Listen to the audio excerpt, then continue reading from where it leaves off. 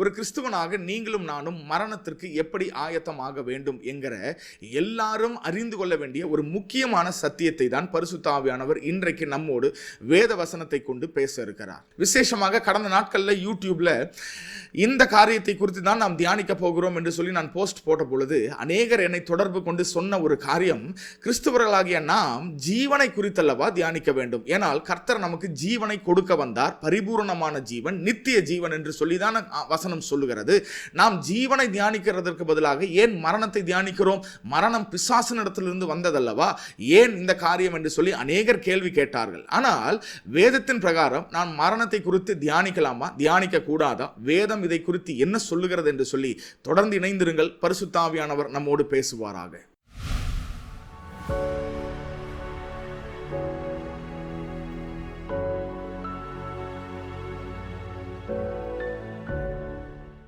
இந்த பூமியில வாழுகிற ஒவ்வொரு மனிதனுடைய ஆசையும் விருப்பமும் என்ன அப்படின்னா, நோய் நொடி இல்லாமல் இந்த பூமியில நித்திய காலமாய் மரணமே இல்லாமல் வாழ வேண்டும் என்பதுதான். இன்றைக்கு எவ்வளவோ டெக்னாலஜிக்கல் அட்வான்ஸ்மெண்ட்ஸ், அடுத்தது மெடிசன், மற்ற காரியங்கள் எவ்வளவோ நம்ம டெவலப்மெண்ட் இருந்தாலும், எவ்வளவோ வியாதிகளுக்கு நாம் மருந்து கண்டுபிடித்தாலும், மரணத்திற்கு நீங்களும் நானும் மனிதர்கள் ஒரு காலமும் அவனால் மருந்து கண்டுபிடிக்கவே முடியாது. அப்போ அநேக நேரத்தில் மரணத்தை குறித்து யோசனைகளோ சிந்தனைகளோ வந்துச்சுன்னா நம்ம மைண்டை டைவர்ட் பண்ணி ஐயோ மரணத்தை குறித்து யோசிக்க கூடாது என்று சொல்லி நாம் மற்ற காரியங்களை குறித்து தியானிக்க ஆரம்பிக்கிறோம். ஆனால் வேதம் மிக தெளிவாய் சொல்லுகிறது, ஒரு கிறிஸ்துவனாய் இருக்கிற நீங்களும் நானும் மரணத்தை குறித்து யோசிக்க வேண்டும், மரணத்தை குறித்து நீங்களும் நானும் தியானிக்க வேண்டும் என்று சொல்லி வசனம் நமக்கு சொல்லுகிறது. அநேக நேரத்தில் நாம் மரணத்தை குறித்து யோசிப்பதே இல்லை அப்படின்னா, யோசிக்காத ஒரு காரியத்துக்கு நாம் எப்படி ஆயத்தமாக முடியும்? ஏனால் இன்றைக்கு பைபிள் ஸ்டடியோடைய தலைப்பே என்னன்னா, மரணத்திற்கு ஒரு கிறிஸ்துவனாய் இருக்கிற நீங்களும் நானும் எப்படி ஆயத்தமாவது. அப்போ மரணத்தை குறித்து யோசிப்பதற்கே நமக்கு நேரமும் விருப்பமும் இல்லாத ஒரு காலகட்டத்தில் இந்த மரணத்திற்கு ஆயத்தமாவது எப்படி என்று சொல்லி நாம் எப்படி சிந்திக்க போகிறோம்? ஆனால் இன்றைக்கு வேதத்திலிருந்து தேவன் நம்மோடு பேசுவாராக. வாசிக்கலாம் உபாகமத்தின் புஸ்தகம் 32வது அதிகாரம் 29வது வசனம். அவர்கள் ஞானம் அடைந்து இதை உணர்ந்து தங்கள் முடிவை சிந்தித்துக் கொண்டால் நலமாய் இருக்கும் என்றார். இந்த வசனத்தில் 2 காரியம் சொல்லப்பட்டிருக்கிறது. அவர்கள் ஞானம் அடைந்து, அவர்கள் உணர்ந்து. அப்போ ஒரு மனுஷன் ஞானம் அடைந்தால் அவன் என்ன செய்வான்? வசனத்தில் பின்பகுதியில் பார்க்கிறோம், அவர்களுடைய முடிவை குறித்து சிந்தித்து கொண்டால் நலமாய் இருக்கும். அப்போ இதையே கொஞ்சம் ஆப்போசிட்டா நம்ம பார்த்தோம் அப்படின்னா, ஒரு மனிதன் அவனுடைய முடிவை குறித்து சிந்திக்கல அப்படின்னா அவனுக்குள்ள ஞானம் இல்லை, அவனுக்குள்ள உணர்வில்லை. பிரசங்கி 7வது அதிகாரம் 3வது வசனத்துல சாலமோன் ஒரு காரியத்தை சொல்லுகிறார். வாசிக்கலாம். விருந்து வீட்டுக்கு போவதிலும் துக்க வீட்டுக்கு போவது நலம். துக்க வீட்டுக்கு போவது நலம். சோ நலம் யாருக்கு என்று சொல்லி நாம் நினைக்கிறோம் அப்படின்னா, அந்த துக்க வீட்டில் அந்த நபரை இழந்த குடும்பத்தார், அவர்களுக்கு நலம். யாரு? நம்ம போய் அங்க அவங்க வீட்டுக்கு போய் அழுகாதீங்க, பரவாயில்ல, நாங்கள்லாம் இருக்கிறோம்ல, கவலைப்படாதீங்க அப்படின்னு சொல்லி அந்த துக்க வீட்டில் அவர்களுக்கு நலம் செய்வதற்காக, அவர்களுக்கு நலமாய் இருப்பதற்காக நாம் போகிறோம் என்று சொல்லி வசனம் சொல்லுகிறது என்று சொல்லி நாம் நினைக்கிறோம். இல்ல, வசனம் என்ன சொல்லுகிறது? துக்க வீட்டுக்கு போவது போகிற உங்களுக்கும் எனக்கும் நலம். இது எப்படி புரிந்து கொள்ளலாம்? இந்த வசனத்தின் தொடர்ச்சியை நாம் பார்த்தோம் அப்படின்னா நமக்கு புரியும். வாசிக்கலாம். விருந்து வீட்டுக்கு போவதிலும் துக்க வீட்டுக்கு போவது நலம். அதற்கு பின்னாடி பார்த்தோம் அப்படின்னா, இதிலே எல்லா மனுஷரின் முடிவும் காணப்படும், உயிரோடு இருக்கிறவன் இதை தன் மனதிலே சிந்திப்பான். இந்த துக்க வீட்டுக்கு போகும்போது அந்த டெட் பாடியை பார்க்கும் பொழுது எல்லா மனிதர்களுடைய முடிவும் இதுதான் என்று சொல்லி அந்த இடத்திற்கு போகிற எல்லா மனிதனும் சிந்திப்பான். அப்போ வசனம் நம்ம ஏன் ஒரு நல்ல வீட்டுக்கு, அதாவது திருமண வீட்டுக்கோ இல்ல நல்ல காரியங்களுக்கு போவதை காட்டிலும் துக்க வீட்டுக்கு போங்கன்னு சொல்லி சொல்வதற்கு காரணம் என்ன? அங்க போகும் பொழுது எல்லா மனிதர்களுடைய முடிவும் இதுதான் என்று சொல்லி நம்ம துக்க வீட்டுக்கு போனோம்னா மரணத்தை குறித்து நீங்களும் நானும் சிந்திப்போம், மரணத்தை குறித்து நீங்களும் நானும் யோசிப்போம், மரணத்தை குறித்து நீங்களும் நானும் தியானிப்போம். என்னடா இது, அப்ப இவ்வளவுதான் வாழ்க்கையா? அப்ப எதற்காக வாழ்றோம்? அப்ப வாழுகிற நோக்கம் என்ன? எதற்காக, யாருக்காக நாம் வாழ்ந்து கொண்டிருக்கிறோம்? எதற்காக, எதை நோக்கி நாம் ஓடிக்கொண்டிருக்கிறோம்? அப்ப மனுஷனுடைய வாழ்க்கை இவ்வளவுதானா? இவ்வளவு குறுகிய நாட்கள் வாழுகிற ஒரு மனுஷன் இவ்வளவு பெருமை, இவ்வளவு போராட்டம், இவ்வளவு அவனுக்குள்ள ஈகோ, பொறாமை, போட்டி, இத்தனை காரியங்களை வச்சுட்டு எல்லாத்தையும் இவ்வளவு சொத்து சேர்த்து என்ன பிரயோஜனம்? ஒரு பிரயோஜனம் இல்லை.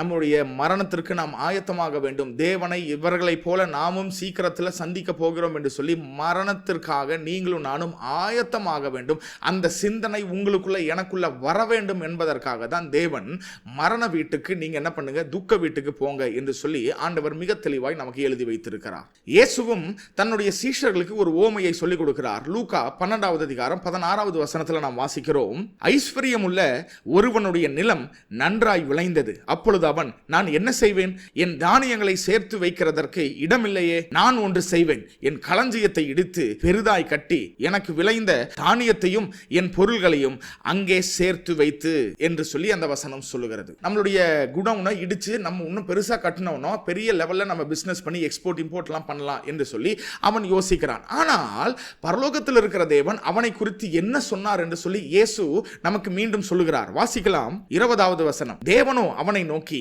மதிகேடனே, உன் ஆத்துமா உன்னிடத்திலிருந்து இந்த ராத்திரியிலே எடுத்து கொள்ளப்படும், அப்பொழுது நீ சேர்த்து வைத்தவைகள் யாருடையதாகும் என்றார். இந்த உலகத்தில் பயங்கர சக்சஸ்ஃபுல்லா பெரிய ஒரு பிசினஸை செய்து கொண்டிருக்கிற இவனை பார்த்து ஆண்டவர் வெரி குட் அப்படின்னு சொல்லல, வசனம் சொல்லுகிறது, ஆண்டவர் அவனை பார்த்து மதிகேடனே, இங்கிலீஷ்ல ஃபூல், அதாவது முட்டாளே என்று சொல்லி ஆண்டவர் திட்டுகிறார். ஏன் முட்டாளேன்னு திட்டுறாரு? ஏன் பிசினஸ் செய்யறது தவறா? இல்லைனா பிசினஸ் செய்யணும் என்று சொல்லி அவனுடைய குடவுன், அந்த களஞ்சியத்தை இடித்து அவனுடைய குடவுனை இன்னும் பெருசாக்குறது தவறா? அப்ப நமக்கு ஒரு கேள்வி வரலாம், அப்போ நம்ம பிசினஸ் பெருசு பண்ணக்கூடாதுங்களா? நம்ம நல்லா வாழணும், நல்லா இந்த உலகத்தில் சம்பாதிக்கணும், நல்லா இருக்கணும் என்று சொல்லி சொல்லுகிறது இல்லை நினைப்பது, அதற்குண்டான காரியங்களை அதற்குண்டான பிரயாசங்களை எடுப்பதெல்லாம் தவறா அப்படின்னா நிச்சயமா இல்லை. ஆனால் இவன் செய்த தவறு என்ன? இவன் இந்த உலகத்துக்குரிய காரியங்களை மாத்திரம்தான் சிந்திச்சு இந்த உலகத்தில் எப்படி வாழ்வது, இந்த உலகத்தில் எப்படி சேர்த்து வைப்பது, இந்த உலகத்தில் பிசினஸை இன்னும் எப்படி டெவலப் பண்றது, என்னுடைய ஃபேமிலிக்கு எப்படி இன்னும் கோடி கணக்கில் சேர்த்துவது என்று சொல்லி அதை குறித்து மாத்திரம்தான் தியானித்தான் ஒழிய, நாம் மரணத்திற்கு பிறகு நம்முடைய வாழ்க்கை எப்படி இருக்க போகிறது, ஒரு நாள் நாம் மரிக்க போகிறோமே, அந்த மரணத்திற்கு பிறகு நாம் தேவனுக்கு முன்பதாய் ஒரு நாள் போய் நிற்கணுமே, அப்ப தேவனுக்கும் எனக்கும் உறவே இல்லை. இன்றைக்கு தேவனை குறித்து சிந்திப்பதற்கு எனக்கு நேரம் இல்லை, தேவனை குறித்து தியானிப்பதற்கோ, தேவனை ஆராதிப்பதற்கோ, சர்ச்சுக்கு போவதற்கோ, ஜெபம் பண்ணுவதற்கோ, வேதம் வாசிப்பதற்கோ அதுக்கெல்லாம் எனக்கு நேரம் இல்லைங்க. நான் பிசினஸ் டெவலப் பண்ணணும், இன்னும் அடுத்த லெவலுக்கு போகணும், வாழ்க்கையில முன்னேறணும், வீடு வாங்கணும், கார் வாங்கணும், இதே எண்ணத்தில் இருக்கிறவன் அவன் மதிகேடன். ஏனால் இன்றைக்கு ராத்திரியில நீ மரித்தால் நீ இவ்வளவு காரியம் செஞ்சே அதெல்லாம் எங்க போகும் என்று சொல்லி பரலோகத்தில் இருக்கிற தேவன் அவனை பார்த்து கேட்கிறார். அப்ப இன்றைக்கு நாம் எல்லாத்தையும் சம்பாதிக்கலாம், வாழலாம், லைஃபை என்ஜாய் பண்ணலாம், எல்லாம் பண்ணலாம். இன்ஃபேக்ட் ஆண்டவர் God wants you to enjoy life. ஆண்டவர் உங்க வாழ்க்கையை நீங்க நல்லா சந்தோஷமா திருப்தியா வாழ வேண்டும் என்று சொல்லி விரும்புகிறார். ஆனால் அதே நேரத்தில் மரணத்திற்கு நாம் அதை குறித்து யோசிக்கவும் வேண்டும், அந்த மரணத்தை குறித்து நாம் தியானிக்கவும் வேண்டும், அந்த மரணத்திற்கு நீங்களும் நானும் ஆயத்தமும் ஆக வேண்டும் என்பதை இயேசு இந்த ஓமையிலிருந்து தன்னுடைய சீஷர்களுக்கும் உங்களுக்கும் எனக்கும் கற்றுத்தருகிறார். சங்கீதம் 90வது அதிகாரத்தின் 12வது வசனத்தில் நாம் இப்படியாய் வாசிக்கிறோம், எங்கள் நாட்களை எண்ணும் அறிவை எங்களுக்கு போதித்தருளும். Teach us to number our days. எங்கள் நாட்களை எண்ணுகிற அறிவு. ஏன் நாட்களை எண்ணுகிற அறிவு நமக்கு வேணும்? அந்த வசனத்தின் முன்பகுதியில் வசனம் சொல்லுகிறது, நாங்கள் ஞான இருதயம் உள்ளவர்கள் ஆகும்படி எங்கள் நாட்களை என்னும் அறிவை எங்களுக்கு போதித்தரலும். அப்போ ஒரு மனுஷன் ஞான இருதயம் உள்ளவனாய் இருந்தால் அவன் என்ன பண்ணுவானா, அவனுடைய நாட்களை, his days, அவனுடைய நாட்களை அவன் எண்ணுவான். இந்த வசனத்தை நாம் அப்படியே லிட்டரலாக எடுத்து நம்ம என்ன பண்ண போறோம்னா, நம்முடைய நாட்களை எண்ண போகிறோம். அதற்கு உதாரணத்திற்கு நான் என்னையே தான் எடுத்துக்கொள்ள போறேன். இப்போ எனக்கு வயது 36. இப்போ என்னுடைய வயது 36 அப்படிங்கிறனால ஆவரேஜா இந்திய ஆண் ஒரு 65 வயது வரைக்கும் உயிரோடு இருக்கிறான் அப்படின்னு வச்சுட்டோம் அப்படின்னா நம்ம ஒரு சின்ன ஒரு கால்குலேஷன் பண்ண போறோம். எனக்கு வயது 36. ஸோ 36லிருந்து 65 வயசு வரைக்கும் இன்னும் எவ்வளவு வருடங்கள் இருக்கிறது அப்படின்னா 29 வருடங்கள் இருக்கிறது. இப்ப 29 வருடங்கள், 29 வருஷம் அப்படிங்கும்போது ரொம்ப நீண்ட ஒரு காலத்தை போல நமக்கு தெரியலாம். ஆனால் இதை நாட்களாக நாம் பார்த்தோம் அப்படின்னா 29 இயர்ஸ் இன்டூ 365 நாட்கள் போட்டோம்னா 10,585 நாட்கள் வருகிறது. 29 வருடங்கள் அப்படிங்கிறது ரொம்ப ஒரு நீண்ட காலத்தை போல தெரிந்தாலும் நாட்களாய் அதை சொல்லும் பொழுது வெறும் 10,500 நாட்கள் மாத்திரமே. இப்போ இந்த 10,500 நாட்களையும் நம்ம பிரேக் டவுன் பண்ணலாம். தான். இப்போ இந்த 10,500 நாட்களில் இப்போ ஒரு நாளில் 8 மணி நேரம் நம்ம வந்து தூங்குகிறோம். 2 மணி நேரம் பார்த்தீங்கன்னா 3 நேரம் நம்ம வந்து சாப்பிடுகிறதற்கும் ரெடி ஆகிறது, குளிக்கிறது, மற்றபடி இந்த பர்சனல் ஹைஜீன் அதுக்கெல்லாம் ஒரு 2 மணி நேரம் போட்டுடலாம். அடுத்தது இன்னும் ஒரு 2 மணி நேரம் வந்து எதற்காகனா டிவி, ஃபோன், அடுத்தது என்டர்டைன்மெண்ட், மிஸ்சலேனியஸ். அப்போ இதெல்லாம் நம்ம சேர்த்து போட்டோம் அப்படின்னா 12 மணி நேரம் மைனஸ் பண்ணிடணும். அப்போ 12 மணி நேரம் அப்படின்னா அரை நாள். அப்போது இந்த 10,500 நாட்களை டிவைடட் பை 2 அரை நாளாக நம்ம வந்து டிவைட் பண்ணோம் அப்படின்னா 5,292, அதாவது 5,300 நாட்கள் அப்படின்னு வச்சுக்கலாமே. அப்போது நான் ஏதாவது பிரயோஜனமாக உருப்படியாக ப்ரொடக்டிவாக பண்ணுறதற்கு எனக்கு வாழ்நாட்களில், அதாவது நான் 65 வயசு வரைக்கும் உயிரோடு இருந்தால் நாட்கள் எவ்வளவு இருக்குன்னா 5,300 நாட்கள் மாத்திரம்தான். அப்போது 29 வருஷம் அப்படின்னு சொல்லுகிறதை காட்டிலும் இன்னும் நான் வந்து ப்ரொடக்டிவாக செய்வதற்கு எனக்கு எவ்வளவு டைம் இருக்குது அப்படின்னு, அதாவது தூங்குறது, சாப்பிட்றது, மற்ற காரியங்கள் எல்லாம் போக ப்ரொடக்டிவாக செய்வதற்கு இன்னும் எனக்கு எவ்வளவு நாட்கள் தான் இருக்கிறதுனா வெறும் 5,300 நாட்கள் தான் இருக்கிறது. ஸோ இன்றைக்கு நீங்கள் ஒரு பேப்பர் பென் எடுத்து உங்கள் வயதை போட்டு ஒரு 60 இல்லை ஒரு 65 ஆவரேஜாக அந்த வயதை போட்டு எவ்வளவு ஆண்டுகள் இருக்கிறது, அதை வந்து நாட்களாக கன்வெர்ட் பண்ணால் எவ்வளவு நாட்கள் வருகிறது, நீங்கள் யோசித்து இந்த காரியங்களை நீங்கள் தியானிக்கும்படியாய் நான் உங்களை அன்போடு தாழ்மையாய் நான் உங்களை கேட்டுக்கொள்கிறேன். வெறும் 5,300 நாட்கள் தான் என்னால் இந்த பூமியில் கிரியை செய்ய முடியும், காரியங்களை செய்ய முடியும். அப்படிங்கும் பொழுது இதை எவ்வளவு சொற்பமான நாட்களாக எனக்கு தோன்றுகிறது. இந்த காரியத்தை நான் யோசிக்கும் பொழுது, தியானிக்கும் போது எனக்குள்ள பெரிய ஒரு பயமும் ஒரு கலக்கமும் வந்தது.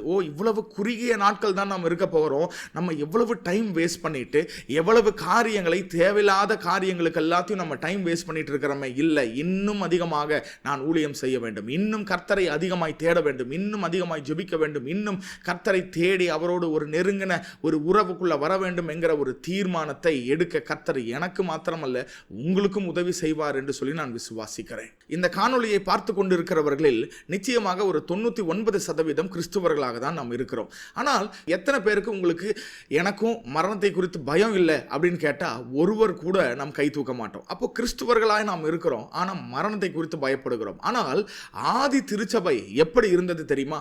இந்த 1 தெசலோனிக்கேயர் 4வது அதிகாரத்தில் நம்ம பார்க்கிறோம் 18வது வசனம். ஆகையால் இந்த வார்த்தைகளினாலே நீங்கள் ஒருவரை ஒருவர் தேற்றுங்கள்.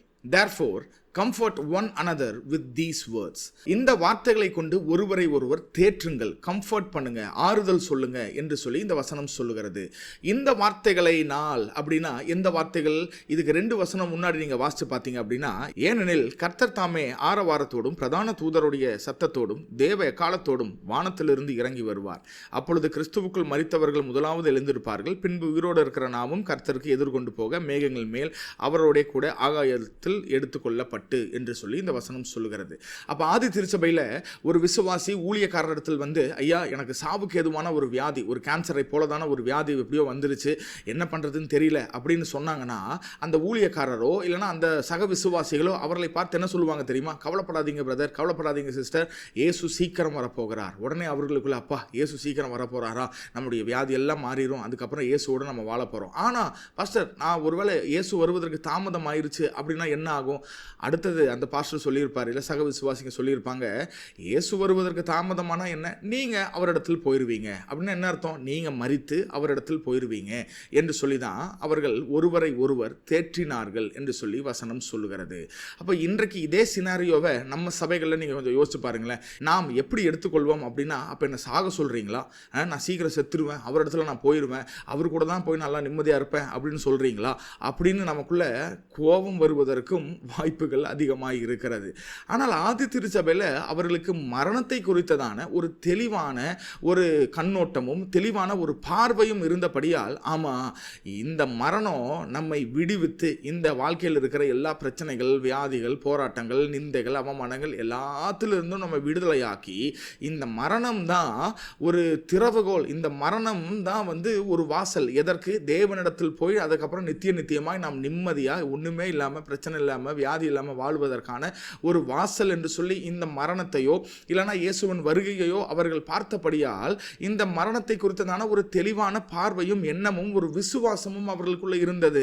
ஆனால் இன்றைக்கு இருக்கிற சபைகளில் அநேகர் இந்த இயேசுவின் வருகையை குறித்தோ இல்லைனா இந்த மரணத்தை குறித்தோ நம்ம என்ன பண்றது இல்லைன்னா சபைகளில் அதிகமாக தியானிப்பதில்லை. ஏன்னா ஜனங்கள் இயேசுவின் வருகையை குறித்ததான காரியங்களை குறித்து தியானிப்பதும் சிந்திப்பதையும் ஜனங்கள் விரும்புவதில்லை என்பதுதான் உண்மை. ஒரு சில ஆண்டுகளுக்கு முன்பதாக சபைகளில் இயேசு சீக்கிரம் வரப்போகிறார், அவருடைய வருகை மிக சமீபமாய் இருக்கிறது என்று சொன்னால் அந்த கீழே இருக்கிற விசுவாசிகள் எல்லாரும் கரங்களை தட்டி சந்தோஷமாக சீக்கிரம் வாரும் இயேசுவே மாரநாதா என்று சொல்லி கலிகூர்ந்த நாட்கள் சபைகளில் இருந்தது. ஆனால் இன்றைக்கு இருக்கிற சபைகளில் இந்த கடைசி கால செய்திகளை யாராவது ஒரு பாஸ்டர் பேசினா அந்த பாஸ்டரை குறித்து சொல்லப்படுகிறது என்ன தெரியுமா? இவர் பயன்படுத்துகிறார், இவர் நம்மளை திகில் உண்டாக்குகிறார், நம்மை அப்படியே பிளாக்மெயில் பண்றாரு, இதை பண்ணுங்க அதை பண்ணுங்க இல்லனா அப்படி இப்படின்னு சொல்லி நம்மை மிரட்டுகிறார் என்று சொல்லி அப்படிப்பட்ட தேவ வார்த்தைகளை சொல்லுகிற ஊழியக்காரர்களை குறை சொல்லுகிற அளவிற்கு இன்றைக்கு சபை மாறிவிட்டது. பவுல் ஆதி திருச்சபையை பார்த்து சொன்ன வார்த்தை, சாவு எனக்கு ஆதாயம். ஆதாயம்னா ப்ராஃபிட், எனக்கு லாபம். என்ன லாபம்? நான் இங்க செத்தாதான், நான் இந்த உலகத்திற்கு மரிச்சாதான் நான் தேவனுடைய சமூகத்தில் போய் நிம்மதியா சந்தோஷமா நித்திய காலமாய் வாழ முடியும். ஆனால் இன்றைக்கு இருக்கிற சபையாகிய நீங்களும் நானும் சாவை லாபமாக அல்ல, சாவு ஒரு இழப்பாக, நமக்கு அது ஒரு நஷ்டமாக பார்க்கிறோம். ஏன் நஷ்டம்? ஏன்னா இங்க சேர்த்து வைத்த காசெல்லாம் அனுபவிக்காம போறோமே, இங்க சேர்த்தி கட்டி வச்ச வீடு எல்லாத்தையும் அனுபவிக்காம, வாங்கின கார் அனுபவிக்காம, பணத்தை எல்லாம் அனுபவிக்காம எல்லாத்தையும் அம்போன்னு விட்டுட்டு போறோமே என்கிற அந்த அங்கலாய்ப்பின் நிமித்தம் நமக்கு மரணமும் சாவும் நமக்கு நஷ்டமாய் நாம் பார்க்கிறோம். ஆதலால் இன்றைக்கு ஒரு தீர்மானம் எடுப்போம். ஆண்டவரே, இந்த உலகத்தில் உள்ள ஐஸ்வர்யம், பணம், மற்ற காரியங்களை நான் அனுபவிப்பதற்கு விருப்பமாய் இருக்கிறதை பார்க்கிறோம். உம்முடைய சமூகத்தில் நித்திய காலமாய் மகிழ்ச்சியாய் நான் வாழுவதையே நான் விரும்புகிறேன் ஆண்டவரே என்கிற ஒரு தீர்மானத்தை, ஒரு ஜெபத்தை நாம் இன்றைக்கு ஏறெடுப்போமாக. நாம் ஏற்கனவே சொன்ன பிரகாரம் கிறிஸ்துவர்களாகிய நீங்களும் நானும் மரணத்தை குறித்து பயப்பட வேண்டிய அவசியம் இல்லை. ஏன்னா வேதத்தில் ஆண்டவர் மரணம் என்றால் என்ன, மரணத்திற்கு பிறகு என்ன நடக்கும், மரணம் நமக்கு என்ன ஆசீர்வாதத்தையும் என்ன நன்மைகளையும் கொண்டு வரும், மரணத்திற்கு பிறகு நாம் யாரோடு எப்படியெல்லாம் இருக்க போகிறோம் என்று சொல்லி மிக தெளிவாக எழுதப்பட்டு இருந்தாலும் இன்றைக்கும் கிறிஸ்துவர்கள் மரணத்தை குறித்து நாம் பயந்து கொண்டுதான் இருக்கிறோம். அப்போ இன்றைக்கு நாம் மரணத்தை குறித்து பயப்படுவதற்கான 2 காரணங்கள் இருக்கிறது. அதில் முதல் காரணத்தை 1 யோவான் 2வது அதிகாரம் 3வது வசனத்தில் நாம் பார்க்கிறோம். அவருடைய கற்பனைகளை நாம் கை கொள்ளுகிறவர்கள் ஆனால் அவரை அறிந்திருக்கிறோம் என்பதை அதனால் அறிவோம். அவரை அறிந்திருக்கிறேன் என்று சொல்லியும் அவருடைய கற்பனைகளை கை கொள்ளாதவன் பொய்யனாயிருக்கிறான், அவனுக்குள் சத்தியம் இல்லை. அப்ப இந்த வசனம் மிக தெளிவாய் சொல்லுகிறது, நான் கர்த்தரை அறிந்திருக்கிறேன் என்று சொல்லியும் கர்த்தருடைய கற்பனைகள் வேதத்தின்படி எழுதப்பட்டிருக்கிற காரியங்களுக்கு கீழ்ப்படியாம இருந்தானா அவன் பொய்யனாயிருக்கிறான், அவன் கர்த்தரை அறியவில்லை அப்படின்னு சொல்லி வசனம் சொல்லுகிறது. அப்போ வாழ்நாள் முழுவதும் நீங்களும் நானும் கிறிஸ்துவர்களாக இருக்கலாம். வாழ்நாள் முழுவதும் நீங்களும் நானும் ஒவ்வொரு சண்டேவும் தவறாமல் வருடம் தோறும் ஆண்டுகள் தோறும் எல்லா ஆராதனைகளுக்கும் ஞாயிற்றுக்கிழமை ஆராதனைகளுக்கும் போகிறவர்களாக இருக்கலாம், கர்த்தரை ஆராதிக்கிறவர்களாக இருக்கலாம், எல்லாம் செய்கிறவர்களாக இருக்கலாம். ஆனால் இதெல்லாம் நான் கிறிஸ்துவரனாக இருந்து நான் செய்கிறேன் என்று சொன்னதற்கு பிறகும் தேவனுடைய கட்டளைகளுக்கு கீழ்ப்படியாதவர்களாக இருந்தால் நீங்களும் நானும் தேவனை அறியோம், நீங்களும் நானும் தேவனை அறியவில்லை, நாம் பொய்யர்களாய் இருக்கிறோம், சத்தியம் நமக்குள்ள இல்லை என்று சொல்லி யோவான் மிக தெளிவாக இந்த 1வது நிருபத்தில் அவர் எழுதி வைத்திருக்கிறார். அப்போ நீங்களும் நானும் கிறிஸ்துவர்களாய் இருப்பது முக்கியமல்ல, நீங்களும் நானும் சபைக்கு போவது முக்கியமல்ல, இதை காட்டிலும் முக்கியமான ஒரு காரியம் என்ன? சபைக்கு போய் கர்த்தருடைய வார்த்தைகளுக்கு கீழ்ப்படிந்து நடப்பதுதான் கர்த்தரை அறிந்திருக்கிறோம் என்பதற்கான அடையாளம். இன்றைக்கு நிறைய கிறிஸ்துவர்கள் இருக்கிறோம், ஆனால் எல்லா கிறிஸ்துவர்களும் வேத வசனத்திற்கு அவர்கள் கீழ்ப்படுகிறார்களா? எல்லா கிறிஸ்துவர்களும் கர்த்தர் சொன்ன வார்த்தையின்படி அவர்கள் நடக்கிறார்களா? கர்த்தரை அறிந்திருக்கிறார்களா என்றால் நிச்சயமாக இல்லை. அவருடைய கற்பனைக்கு கீழ்ப்படியாதவன் அவன் பொய்யனாய் இருக்கிறான். கிறிஸ்தவர்கள் என்று சொல்லி ஞாயிற்றுக்கிழமை மாத்திரம் சபைக்கு போகிறோம், ஆனால் மீதி 6 நாட்களும் நம்ம இஷ்டத்தின்படி எல்லா தவறுகளும் பாவங்களும் கர்த்தருக்கு பிரியமில்லாத கர்த்தர் அருவருக்கிற காரியங்களை 6 நாட்கள் செய்துவிட்டு ஒரு நாள் மாத்திரம் நாம் வேதத்தை தூக்கி கொண்டு நான் கர்த்தரை ஆராதிக்க போகிறேன், கர்த்தரை நான் அறிந்திருக்கிறேன், என் தேவன் எப்படிப்பட்டவர் தெரியுமா என்று சொல்லி பாடல் பாடி நம்மை நாமே ஏமாற்றி கொள்ள முடியாது. ஏனால் வசனம் சொல்லுகிறது, நீங்கள் கிறிஸ்துவை அறிந்திருக்கிறவர்கள் என்றால் கிறிஸ்துவின் கட்டளைகளுக்கும் கற்பனை கற்பனைகளுக்கும் கீழ்ப்படுகிறவர்களாய் இருப்பீர்கள். இப்போ மரண தருவாயில் இந்த வசனத்தை நாம் ஒப்பிட்டு பார்க்கும் பொழுது இப்போ மரணத்தின் நேரத்தில் நமக்குள்ள ஒரு பயம் வரும். என்ன பயம் வரும்? முதலாவது, ஐயோ நம்ம ஒரு 60 வயசு இல்லை 65 வயசு வாழ்ந்தோமே, சர்ச்சுக்கு போனோம், எல்லாம் பண்ணோம், ஆனால் கர்த்தரை அறிந்திருக்கிறோம் என்று சொல்லி மற்றவர்களுக்கு முன்பதாக நாம் கர்த்தரை அறிந்தது போல நம்ம எல்லாம் செஞ்சாலும் உள் மனசுல நம்முடைய மனசாட்சியை சொல்லும், கர்த்தருடைய வார்த்தைகளுக்கும் கற்பனைகளுக்கும் நீ கீழ்ப்படிஞ்சியா அப்படிங்கிற ஒரு கேள்வி நம்ம மனசாட்சி நம்மை மரண அந்த தருவாயில கேட்கும் பொழுது இல்லை என்கிற ஒரு பதில் உங்க மனசு உங்களை பார்த்து, உங்க மனசாட்சி உங்களை பார்த்து சொல்லுச்சுன்னா நிச்சயமாய் அந்த இடத்தில் நமக்கு ஒரு மரண பயம் வரும். ஏனென்றால் மனசாட்சியே நம்மை நியாயம் தீர்க்கும். இவ்வளவு ஆண்டுகள் கர்த்தருடைய கற்பனைகளுக்கு நீ கீழ்ப்படியல, இத்தனை ஆண்டுகள் கர்த்தர் சொன்னபடி நீ வாழல, பரிசுத்தமான ஒரு வாழ்க்கையை உன்னால வாழ முடியல, ஆனா மரண தருவாயில நீ எல்லா ஊழியக்காரர்களையும் கூப்பிட்டு, ஐயா எனக்காக ஜெபம் பண்ணுங்க, நான் மறிக்க போறேன், அந்த மரண பயம் வந்துருச்சு என்று சொன்னால் அப்பொழுது யார் நமக்கு ஜெபிச்சாலும் நம்ம மனசாட்சி நம்மை குற்றவாளிகள் என்று தீர்க்குமே என்றால் நமக்கு நிச்சயமாக மரணத்தை சமாதானமாய் நம்மால் எதிர்கொள்ள முடியாது. அப்ப தேவனை அறிந்திருக்கிறவர்கள் மாத்திரம்தான் மரணத்தின் போது அவர்கள் நிச்சயமாக முழு கான்ஃபிடன்ஸோட, அதாவது முழு நம்பிக்கையோட, ஓகே நான் கண்ணை மூடனா அடுத்த நிமிஷம் நான் தேவனுடைய பிரசன்னத்தில் இருப்பேன், அடுத்த நிமிஷம் நான் கர்த்தருடைய சமூகத்தில் இருப்பேன் என்கிற அந்த கான்ஃபிடன்ஸ் எப்போ நமக்கு வரும்னா, வாழ்நாள் முழுவதும் நான் தேவனை சந்தித்த அந்த நாளிலிருந்து இந்த மரண தருவாய் வரைக்கும் நான் தேவனுக்கு உண்மையாய் அவருடைய கற்பனைகளை நான் கீழ்ப்படிந்து கர்த்தர் சொன்ன பிரகாரம் பரிசுத்தமாய் அவருடைய கட்டளைகள் எல்லாத்தையும் கீழ்ப்படிந்து நான் நடந்திருக்கிறேன், நிச்சயமாக என்னுடைய மரணத்திற்கு பிறகு நான் தேவனுடைய சமூகத்துக்கு போவேன் என்கிற கான்ஃபிடன்ஸ் யாருக்கு வருகிறதோ அவர்கள் மாத்திரம்தான் கர்த்தருக்கு முன்பதாக இந்த மரணத்தை தைரியமாய் எதிர்கொள்ள முடியும். இரண்டாவதாக, மரணத்தை குறித்ததான பயம் நமக்குள்ள ஏன் வருகிறது, இல்லை எப்போ வருகிறது அப்படின்னு சொல்லி பார்த்தோம் அப்படின்னா, இந்த மரிக்கிற தருவாயில், அதாவது வாழ்க்கை முழுவதும் கர்த்தருக்கு என்று வாழ்ந்திருப்பாங்க, கர்த்தருக்குன்னு ஊழியம் கூட செஞ்சிருப்பாங்க, உண்மையா இருந்திருப்பாங்க, ஆனால் இந்த மரிக்கிற நேரத்தில் அந்த டெத் பெட் அப்படின்னு சொல்லுவோம்ல, அந்த மரணம் நம்மை சந்திக்க வருகிறது என்று சொல்லுகிற அந்த நேரத்தில் விசுவாசமாக இருக்க வேண்டிய அவர்கள் ஒரு பெரிய ஒரு பயமும் ஒரு சந்தேகமும் அவர்களுக்குள்ள வந்துடும். என்ன சந்தேகம், என்ன பயம்? ஓகே, இத்தனை வருஷம் நம்ம வாழ்ந்துட்டோம், கரெக்டாக தான் வாழ்ந்தோம், ஆனால் நம்ம விசுவாசித்த தேவன் உண்மையானவரா? நம்ம கண்ணை மூடினா கண்டிப்பாக நிஜமாக தேவ பிரசன்னத்துக்கு தான் போக போகிறோமா, இல்லை இத்தனை வருஷம் நம்ம நம்பினதெல்லாம் ஒருவேளை பொய்யோ, இது ஒரு கட்டுக்கதையை நம்ம நம்பினமோ என்று சொல்லி அந்த மரிக்கிற தருவாயில் பல யோசனைகள், பல காரியங்களை யோசித்து நமக்குள்ள சந்தேகமும் பயமும் வருவதற்கு அதிக வாய்ப்புகள் இருக்கிறது. அவிசுவாசமும் பயமும் கர்த்தருக்கு விரோதமான பாவம் என்று சொல்லி நமக்கு வேதம் சொல்லுகிறது. வாசிக்கலாமே. ரோமர் 14வது அதிகாரம் 23வது வசனம், விசுவாசத்தினாலே வராத யாவும் பாவமே.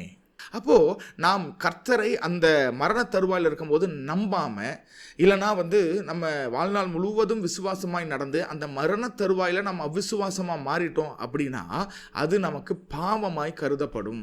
ஆனால் அந்த கடைசி தருவாயில் அவிசுவாசம் வந்ததுனால கர்த்தர், இல்லைம்மா நீ வாழ்நாள் முழுக்க இப்படி வாழ்ந்தாலும் கடைசி நேரத்தில் அவிசுவாசம் வந்ததுனால உன்னை நான் ஏற்றுக்கொள்ள மாட்டேன், நரகத்துக்கு போ அப்படின்னு அனுப்பி விடுவாரா? நிச்சயமா இல்லை. ஏன்னா வசனம் சொல்லுகிறது, கர்த்தராகிய இயேசு நம்முடைய எல்லா பாவங்களுக்காகவும் தன்னுடைய ஜீவனை கொடுத்தார், நம்மளுடைய பயங்கள் நம்மளுடைய அவிசுவாசங்களுக்காகவும் அவர் மரித்திருக்கிறார் என்று வசனம் நமக்கு மிக தெளிவாய் சொல்லுகிறது.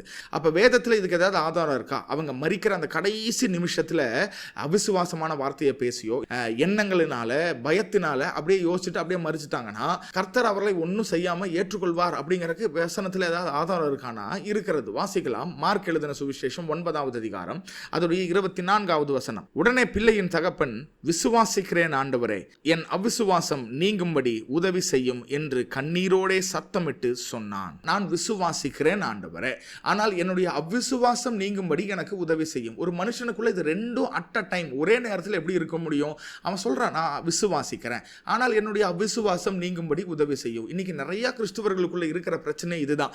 நமக்குள்ள விசுவாசமும் இருக்கு, அவிசுவாசமும் இருக்கு. ஒரே இருதயத்துக்குள்ள இந்த ரெண்டு காரியத்தையும் வைத்து கர்த்தருடைய வார்த்தையை நம்புவதா வேண்டாமா? கர்த்தருடைய வார்த்தையை முழுவதுமா வாக்கு வாக்குத்தத்தங்கள் சொல்லியிருக்கிறாரே அதெல்லாம் நிறைவேறுமா நிறைவேறாதா? ஒரு பக்கம் பார்த்தீங்கன்னா நிறைவேறும் அப்படிங்கிற விசுவாசம், இன்னொரு பக்கம் இதெல்லாம் எப்படி நிறைவேற போகுது, என் வாழ்க்கையில் இருக்கிற பிரச்சனை போராட்டம் எனக்கு தான் தெரியும் என்று சொல்லி இந்த 2 காரியங்களும் இருக்கிறதை இந்த மனிதன் அவன் சொல்லுகிறான். ஆனால் ஆண்டவர் இதற்கு பிறகு பார்த்தீங்க அப்படின்னா, உனக்குள்ள விசுவாசமும் இருக்கு, ஆனால் அதே அளவு அவிசுவாசமும் இருக்கா, அதனால இந்த அற்புதத்தை நான் செய்ய மாட்டேன் அப்படின்னு சொல்லல. ஆண்டவர் அதுக்கு கீழே நீங்க வசனத்தை பார்த்தீங்க அப்படின்னா, கர்த்தர் அவனுடைய வாழ்க்கையில, அவனுடைய பையனுடைய வாழ்க்கையில ஒரு அற்புதத்தை செய்து அந்த பிசாசை அவனுடைய குமாரனுடைய சரீரத்திலிருந்து வெளியே துரத்தி விட்டார் என்று சொல்லி வசனத்துல பார்க்கிறோம். அப்போ அந்த அற்புதம் நடப்பதற்கு காரணம் என்னன்னா, இவன் செய்த ஒரு ஜெபம். என்ன ஜெபம்? ஆண்டவரை நான் விசுவாசிக்கிறேன், ஓகே, ஆனால் அடுத்தது ரொம்ப உருக்கமாய் ஆண்டவரை பார்த்து இவன் சொல்லுகிற ஒரு காரியம், என் அவ்விசுவாசம் நீங்கும்படி எனக்கு உதவி செய்யும் ஆண்டவரே என்று கண்ணீரோடே மெதுவா சொன்னான் அப்படின்னு இல்லை, சத்தமாய் அவன் சொன்னான் என்று வசனம் சொல்லுகிறது. அப்போ மரண தருவாயில் ஒருவேளை நீங்கள் இருக்கிறீங்க, அந்த நேரத்தில் நமக்குள்ள ஒரு விதமான அவிசுவாசமும் பயமும் வந்துச்சுன்னா அந்த இடத்துல ஒரு ஜெபம் நம்ம செய்யணும். என்னன்னா, ஆண்டவரே நான் விசுவாசிக்கிறேன், நான் கண்ணை மூடனோன்னே உம்முடைய சமூகத்துக்கு தான் வரப்போகிறேன், ஆனால் எனக்குள்ள இருக்கிற இந்த அவிசுவாசம் நீங்கும்படி எனக்கு உதவி செய்யும் ஆண்டவரே என்று சொல்லி நம்ம ஜெபித்தா, நம்ம அந்த நேரத்தில் மனதுக்குள்ள யோசிச்சா கூட போதும், நம்ம அவிசுவாசத்தை எல்லாவற்றையும் நீக்கி நம்ம கண்ணை மூடனோடனே ஆண்டவருடைய சமூகத்தில் இருக்கும்படி கர்த்தர் நம்மை ஏற்றுக்கொள்வார். அப்ப இதுவரைக்கும் நம்ம பார்த்த பிரகாரம் ஒரு கிறிஸ்துவன் மரணத்தை குறித்து முதலாவது சிந்திக்க வேண்டும், மரண வீட்டுக்கு போகணும், மரணத்தை குறித்து யோசிக்க வேண்டும், அவன் முடிவை குறித்து அவன் கொஞ்சம் தியானிக்க வேண்டும். அடுத்தது மரணத்தை அவன் எதிர்கொள்வதற்கு ஆயத்தமாக வேண்டும். எப்படி ஆயத்தமாவது? 2 காரியங்களை பார்த்தோம். முதலாவது, அவன் கர்த்தரை அறிந்திருக்கிறேன் என்று சொல்லுகிறவனாய் மாத்திரம் இருக்கக்கூடாது, கர்த்தரை அறிந்திருக்கிறேன் என்றால் கர்த்தருடைய கற்பனைகளுக்கு கீழ்ப்படுகிறவனாய் இருக்கணும். நீங்களும் நானும் கீழ்ப்படுகிறோமா? கர்த்தருடைய வார்த்தைகளின்படி பரிசுத்தமாய் கர்த்தருக்கு முன்பதாய் வாழ நம்ம முயற்சி எடுக்கிறோமா? கர்த்தருக்கு பிரியமில்லாத எல்லா காரியத்தையும் நம்ம வீட்டில் இருந்து நம்ம வாழ்க்கையிலிருந்து வெளியே துரத்துவதற்கும் எடுத்து போடுவதற்கும் நீங்களும் நானும் ஆயத்தமாக இருக்கிறோமா என்று சொல்லி ஒரு பெரிய ஒரு கேள்வியை பரிசுத்த ஆவியானவர் இன்றைக்கு நம் முன்பதாய் வைக்கிறார். ஒருவேளை இல்லை பிரதர், இது வரைக்கும் நான் உலகத்தில் தான் வாழ்கிறேன், கிறிஸ்துவன் தான், சபைக்கு போகிறேன், எல்லாம் பண்ணுறேன், ஆனால் பாவம் என் வாழ்க்கையில் இருக்குது, என் வாழ்க்கையில் அசுசியான கர்த்தர் அருவருக்கிற கர்த்தருக்கு பிரியமில்லாத காரியங்கள் ஒரு சில காரியங்கள் எல்லாம் இருக்குன்னு சொன்னீங்கன்னா இன்றைக்கே ஒரு தீர்மானம் எடுங்க. இல்லை ஆண்டவரே, எல்லாத்தையும் நான் தூக்கி வெளியே வீசுறேன், கர்த்தருடைய கற்பனைகளின்படி நான் வாழ என்னை அர்ப்பணிக்கிறேன் என்று சொல்லி முதலாவது அர்ப்பணிப்போம். இரண்டாவது, அவ்விசுவாசம் நமக்குள்ள வரும்போதெல்லாம் ஆண்டவரை நான் விசுவாசிக்கிறேன், ஆனால் என்னுடைய அவ்விசுவாசம் நீங்கும்படி எனக்கு உதவி செய்யும், எனக்கு கிருபை செய்யும் என்று சொல்லி அவ்வப்போது நம்ம ஜெபிச்சு நம்முடைய விசுவாசத்தில் நாம் இன்னும் பலப்பட, வேதத்தை இன்னும் வாசிக்க, இன்னும் நாம் ஜெபிக்க, இன்னும் கர்த்தரிடத்தில் நெருங்க நம்ம பிரயாசப்படுவோம். நிச்சயமா இந்த மரண பயத்திலிருந்து கர்த்தர் நமக்கு ஒரு விடுதலை தருவாராக. இந்த பைபிள் ஸ்டடியில பரிசுத்த ஆவியானவர் நமக்கு கற்றுத்தந்த காரியங்கள் நிச்சயமாய் உங்களுக்கு பிரயோஜனமாய் இருந்திருக்கும் என்று சொல்லி நான் விசுவாசிக்கிறேன். மரணத்தை குறித்து நாம் தியானிப்போம், மரணத்தை குறித்து நாம் யோசிப்போம். நமக்கு ஜீவன் எந்த அளவுக்கு முக்கியமோ அதே போல மரணமும் நமக்கு அந்த அளவுக்கு முக்கியம். ஏன்னா மரணம்தான் ஒரு வாசல், மரணம்தான் நம்முடைய நித்திய ஜீவனுக்கான திறவுகோல். அந்த திறவுகோலையும் அந்த வாசலையும் சரியாக நாம் பயன்படுத்த, அதற்கு சரியாக ஆயத்தமாக நம்மை அர்ப்பணிப்போம். இன்னும் கர்த்தருக்கு என்று சொல்லி பரிசுத்தமாய் வாழ, கர்த்தருக்கு பிரியமில்லாத காரியங்கள் எல்லாவற்றையும் நம்ம வாழ்க்கையிலிருந்து எடுத்து போட்டு கர்த்தருக்கு என்று சொல்லி உண்மையுள்ள கிறிஸ்துவர்களாய் நாம் வாழ நாம் அர்ப்பணிப்போம். கர்த்தர் நிச்சயமாய் நம்மை மரண பரியந்தம், மரணத்திற்கு பின்பதாகவும் நம்மை நடத்த அவர் போதுமானவராய் உண்மையுள்ளவராய் இருக்கிறார். இந்த பைபிள் ஸ்டடி உங்களுக்கு பிரயோஜனமாக இருந்திருக்கும் என்று சொல்லி நான் விசுவாசிக்கிறேன். கர்த்தருக்கு சித்தமானால் மீண்டும் இன்னொரு பைபிள் ஸ்டடியில் நாம் இணையலாம். கர்த்தர் உங்களை ஆசீர்வதிப்பாராக. God bless you.